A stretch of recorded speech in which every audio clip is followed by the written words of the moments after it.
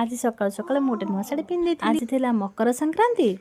ଆଉ ବୋଉ ଦେଇଥିବା ଶାଢ଼ୀଟି ବହୁତ ବଢ଼ିଆ ଦେଖାଯାଉଥିଲା।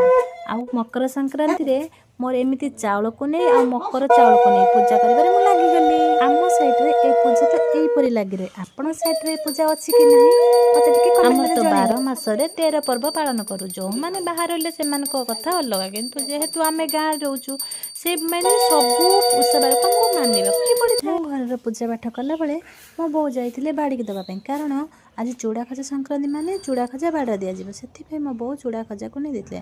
ହଁ, ଭଗବାନଙ୍କୁ ଡାକିବା ସହିତ ପିତୃପୁରୁଷଙ୍କୁ ନିହାତି ବି ଡାକିବା ଦରକାର, କାରଣ ସେମାନଙ୍କ ବିନା ଆମ ଜୀବନ ଅଧୁରା। ମୋର ପୂଜା ପାଠ ସରିଲା ପରେ ଏବେ କିଚେନକୁ ଯିବା ଟାଇମ୍, କାରଣ ଆମର ପିଠା କିଛି ହୋଇନଥିଲା କି ପୋଡ଼ ପିଠା ହୋଇନଥିଲା, କାରଣ ଅରୁଆ ଜିନିଷ କେହି ଖାଉନାହାନ୍ତି ବୋଲି ସେଥିପାଇଁ ହୋଇନଥିଲା।